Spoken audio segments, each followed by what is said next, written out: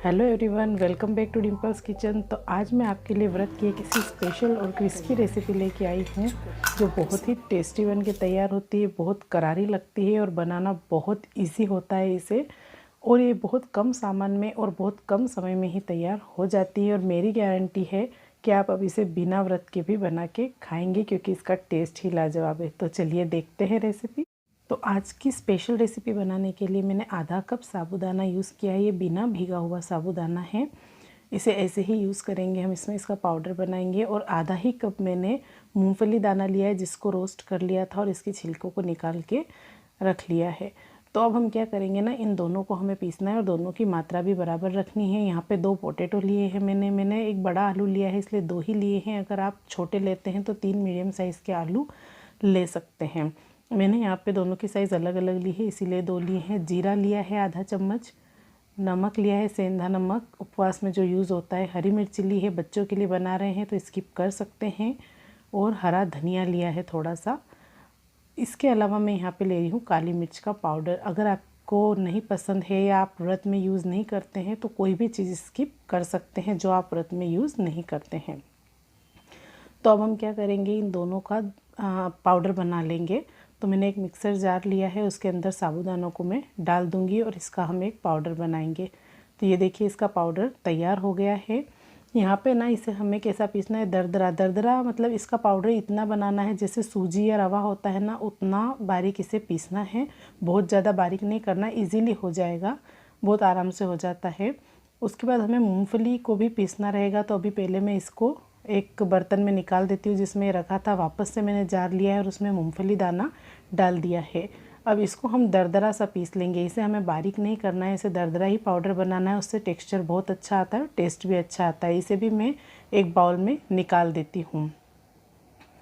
तो इसको भी पूरा जिसमें रखा था उसी कटोरी में वापस मैंने निकाल दिया है। अब एक थाली लेंगे, उसमें हम आलूओं को ग्रेट करेंगे। तो आलू को बहुत ज़्यादा बॉईल नहीं करना है, क्योंकि बहुत ज़्यादा बॉईल करने से क्या होता है, वो मेशी हो जाते हैं। तो थोड़ा कम ही बॉईल करेंगे तो अच्छा रहेगा।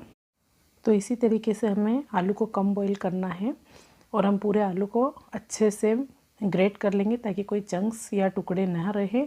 और अब मैंने सारे आलूओं को बॉईल कर लिया है। इसके अंदर में जो हमने पीसा हुआ साबूदाने का पाउडर था वो डाल दिया है, मूंगफली के दाने डाल दिए हैं। सारे सामान मैंने पहले बता दिए थे, सारी क्वांटिटी कितनी डालनी है वो मैं पहले बता चुकी हूँ। उतना ही वो सामान इसमें डालना है।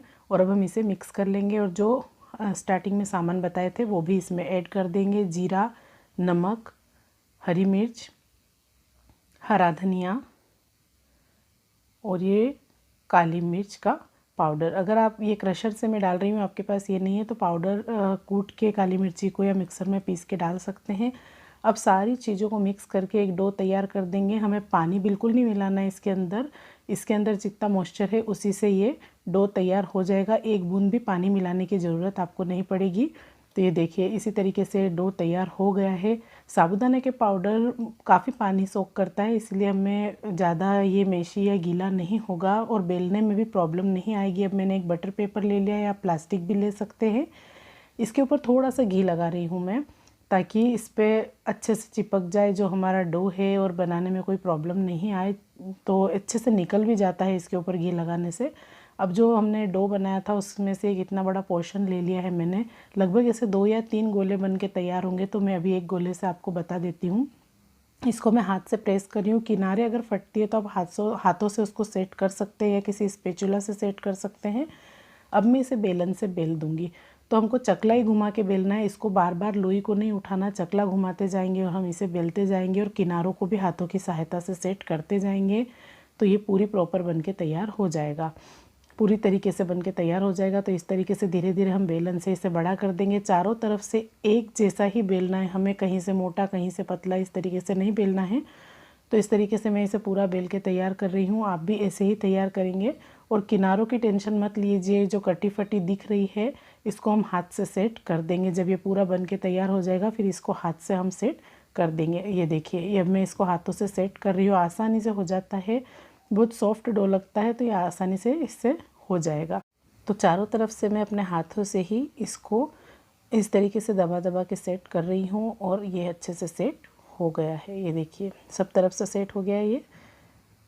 ये देखिए चारों तरफ से मैंने इसे सेट कर लिया है। अब मैं क्या करूँगी, एक नाइफ़ की सहायता से इसे कट कर लूँगी। कट भी बहुत आराम से हो जाता है, कोई प्रॉब्लम नहीं आती। मेरा चकला थोड़ा छोटा है तो मुझे उसे सरकाना पड़ रहा है। आप बड़ा यूज़ करेंगे तो आपको बार बार सरकाने की ज़रूरत नहीं पड़ेगी। इस तरीके से हम इस पर कट लगा देंगे। तो ये देखिए, आपको भी इस तरीके से इस पे सारे कट लगा देने हैं।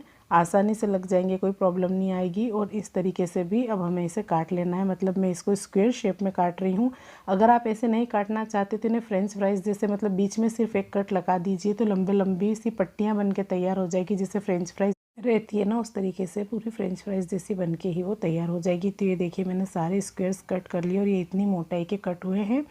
तो आप इन्हें ज़्यादा पतला नहीं बेलें, थोड़ा मोटा ही बेलें। तो ये हमें इसे आगे तलना है तो ये बहुत अच्छे से तल जाएंगे, नहीं तो पतले हो जाते तो वो जलने लगते हैं। तो आगे भी जो 2 लोई और रखी थी उसका भी सेम प्रोसेस से ही मैंने ऐसे स्क्वायर कट कर लिए हैं और ज़्यादा पतले नहीं किए, मोटे मोटे ही किए हैं। तो आप शेप देख सकते हैं अपने हिसाब से, जैसा आपको पसंद हो वैसा ले सकते हैं। अभी इसमें छोटा सा पोर्शन डाल के देखा है कि तेल गर्म हुआ है कि नहीं। मैंने यहाँ पे मूंगफली का तेल लिया है जो कि व्रत में चलता है। अब इसमें मैं सारे स्क्वेयर्स डाल दूँगी। जो हमारी फ्राइज़ या बाइट्स बनी हुई थी वो सारी मैंने इसमें डाल दी है। और अब हम इसे थोड़ी देर टच नहीं करेंगे, लगभग 1-2 मिनट ऐसे ही पड़े रहने दिया मैंने। उसके बाद इसे चलाया है। तो देखिए ये इस तरीके से हमें इसे चलाना है और जब तक ये गोल्डन नहीं हो जाते तब तक इन्हें हमें तलना है। तो इसे बीच बीच में चलाते जाएंगे ताकि ये एक ही साइड से नहीं सीखे, और जब तक ये गोल्डन ब्राउन नहीं हो जाते तब तक हम इसे तल लेंगे। तब ये देखिए लगभग 3 से 4 मिनट हुए हैं और ये गोल्डन ब्राउन हो गए हैं। तो बस अब हम इसे निकाल देंगे। इतना ही तलना है, ज़्यादा तलेंगे तो ये काले हो जाएंगे और खाने में भी कड़वे कड़वे लगेंगे। तो बस हमें इसे इतना ही तलना है। बस अब इसे निकाल देंगे हम। सारी तल के तैयार हो गई है एक बैच। तो लगभग आधा कप साबूदाना में बहुत सारी बाइट्स बन के तैयार हुई है। मैंने सेकंड बैच भी डाल दिया है और इसके बाद मैंने 2 बैचेस और तले थे इसके। तो काफ़ी सारी तल के तैयार हुई है। इसमें साबूदाना भिगोने का भी कोई झंझट नहीं है। तो ये आप खाइए, ये आपको बहुत अच्छी लगेगी और आप इसे चाय के साथ एंजॉय कर सकते हैं। व्रत में कभी बच्चे व्रत करते हैं वो भी मांगते हैं। तो ये बहुत क्रिस्पी बन के तैयार होती है, आप सुन सकते हैं इसकी आवाज़।